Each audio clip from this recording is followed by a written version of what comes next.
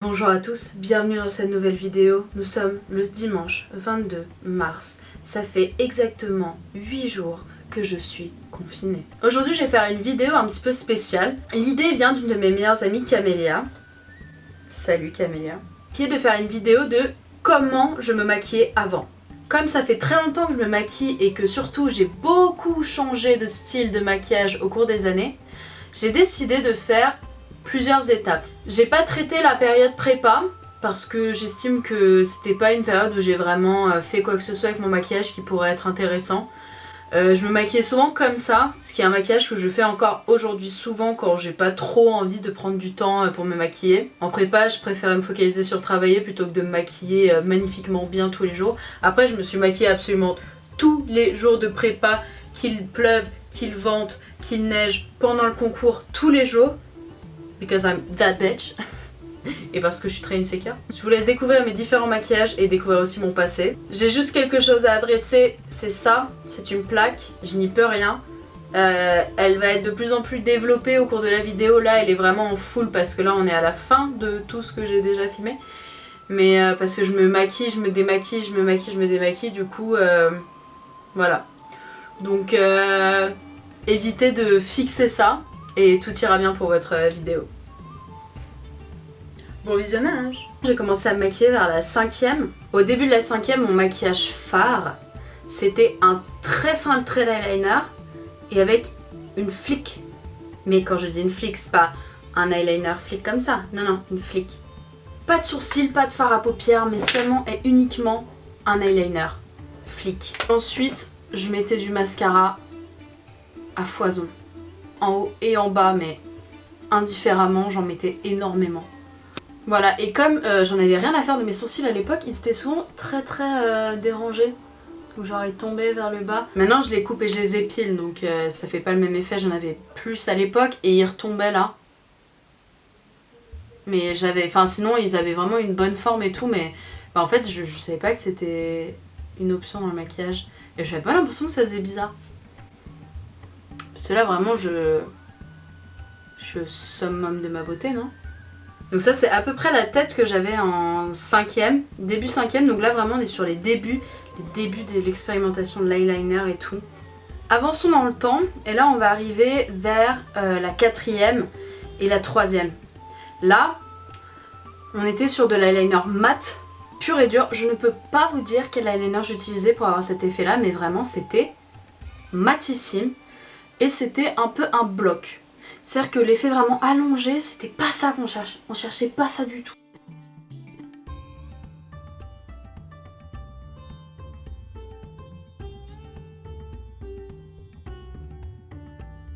Je vais mettre du fard de pierre noire pour bien matifier ça. Vraiment, je sais pas quel eyeliner j'utilisais, mais quand je vois des photos, c'est vraiment l'eyeliner le plus mat possible. Celui-là, je l'ai vraiment fait trop partir, mais c'est vraiment un peu ça l'idée, c'était un bloc comme ça. Vu la taille de l'eyeliner, vous pouvez imaginer que je devais mettre beaucoup de mascara pour que mes cils se voient. On avait à peu près ça comme effet.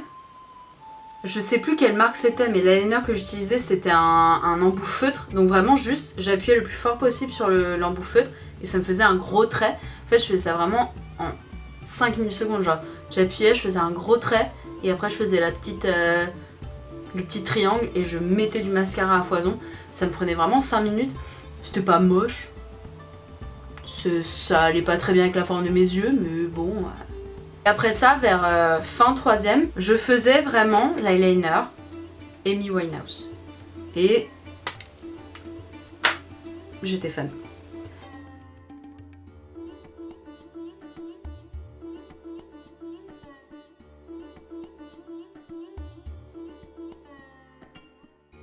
Là, je suis vraiment retombée dans des travers que j'avais à l'époque, qui était que je faisais des eyeliners énormes. Donc d'autant plus dur à matcher. Mais mon perfectionnisme absolu fait que j'ai envie de les matcher. Mais c'est très dur. Donc là, je vais abandonner. Parce que j'ai pas que ça à faire. Mais sachez que le matin, bon je prenais pas très longtemps, mais je pouvais prendre 10 minutes sur mon eyeliner pour qu'il soit parfaitement énorme et symétrique. Là c'est gros, pas symétrique. horrible, mais c'est pas ouf. Et à ce moment-là dans ma vie, j'ai commencé aussi à faire mes sourcils. Il n'y avait pas trop encore de trucs de vidéos bien pour faire des sourcils bien. Donc je faisais comme je pouvais. J'utilisais ce produit là et un autre produit de chez Benefit, ça c'est le Browsings, et j'utilisais aussi le K-Brow, mais ça je l'ai pas pour le coup. J'ai toujours eu un problème avec la couleur de mes sourcils, parce que je les trouve trop clairs. Et tout du moins je les trouvais trop clairs, maintenant je commence à m'y faire. Mais du coup je voulais absolument que ce soit plus foncé, donc ça a mené à des choses un petit peu problématiques. En fait j'essayais pas du tout que ça soit naturel. C'était pas ça mon but c'était qu'il soit plus foncé. On va refaire à peu près la forme de sourcil que j'avais avant. Du coup mes sourcils ils tombaient là. Du coup on va refaire cette forme là.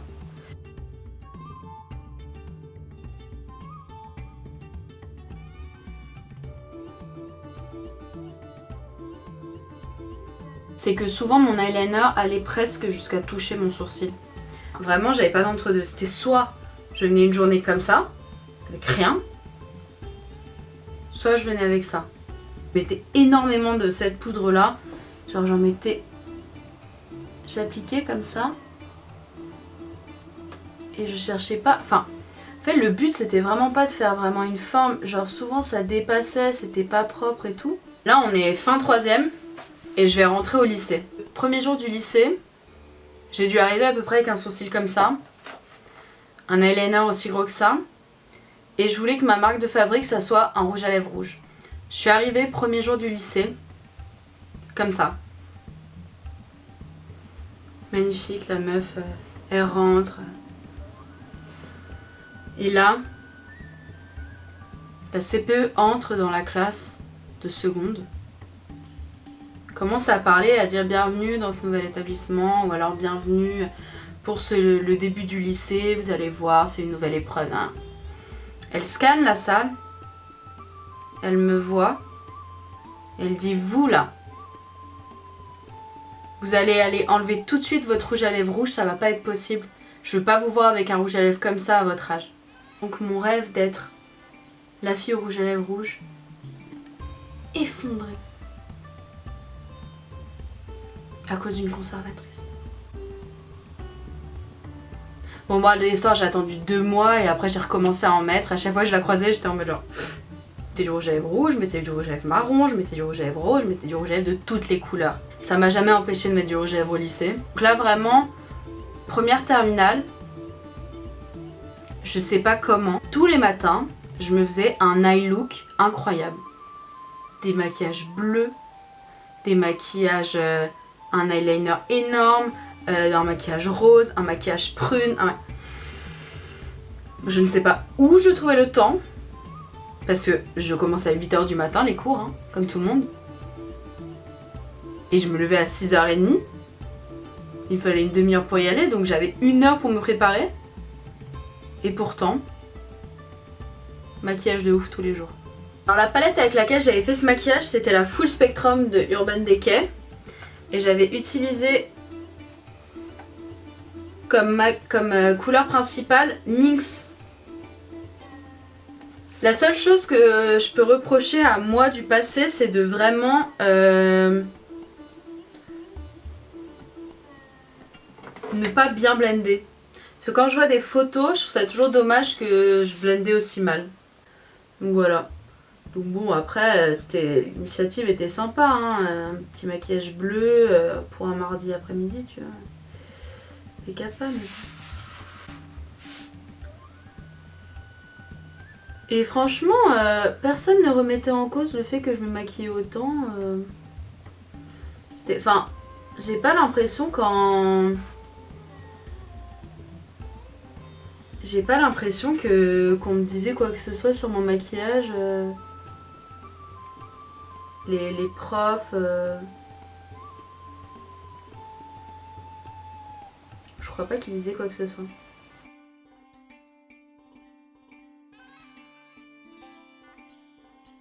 En fait, la seule photo que j'ai de ce maquillage-là, de ce jour-là, c'est un Snapchat de piètre qualité.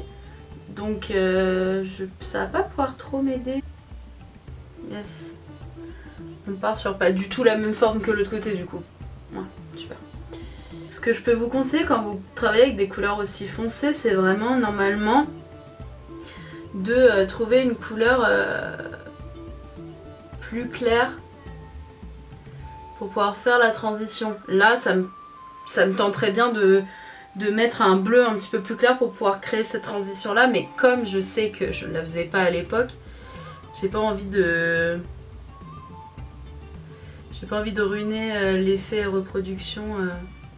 Bon, j'étais nulle en blending, mais enfin c'est pas que j'étais nulle en blending, c'est que je trouvais pas ça non plus ultra important.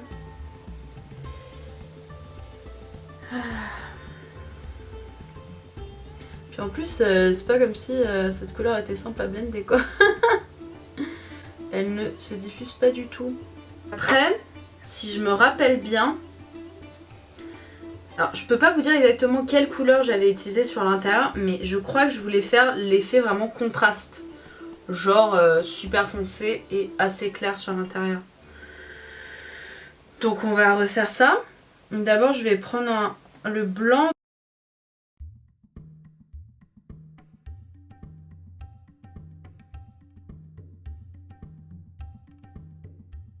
J'avais mis des paillettes à cet endroit-là.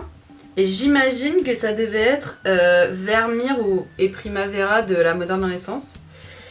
Parce que je mettais toujours ça à l'intérieur de mes maquillages. Donc j'imagine que cette fois-ci ne faisait pas exception.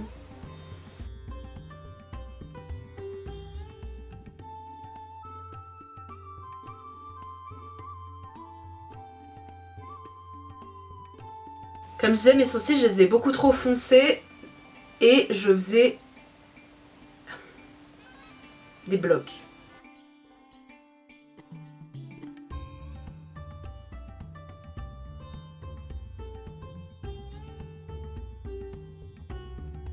Ensuite, bien évidemment, je me faisais un eyeliner parce que j'ai toujours fait des eyeliners.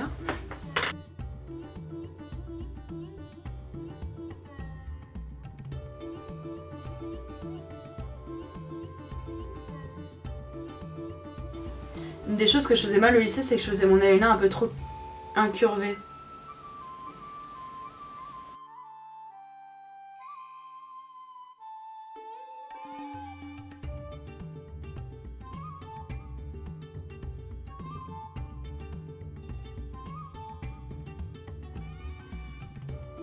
Et après, comme rouge à lèvres, je portais un nude, super nude. Et alors celui-ci, c'est un Enchanted One, un mat de chez MAC. Quelque chose que je faisais au lycée beaucoup, j'étais très into the glow, donc je voulais vraiment avoir beaucoup d'highlighter. Et j'avais acheté la Moonchild de Anastasia. Et je sais pas si vous voyez, il y a une des couleurs que j'utilisais beaucoup, qui est Pink Heart. Et bah du coup, même si je sais pas, je pense pas que je l'avais mis avec ce maquillage là, mais ça ne m'empêchait pas de vouloir avoir comme ça des highlighters colorés. En vrai j'aime bien l'idée, mais après c'est plus trop mon délire quoi. Vous avez vu à peu près l'évolution de mon maquillage d'avant, en passant du début collège à ma fin lycée. J'espère que cette vidéo vous a plu, j'espère que les maquillages vous ont plu, j'espère que ça vous fera penser vous à comment est-ce que vous maquillez à l'époque et ça peut vous faire retourner un peu dans le passé et ça fait toujours du bien vu qu'on a que ça à faire à cause du confinement. Je me rends compte de l'évolution de tout ça, mais tout ce que je sais c'est que depuis le début je suis fan de maquillage. Ça dit quelque chose quand même que j'ai commencé si tôt. On se voit demain sans faute. Bisous!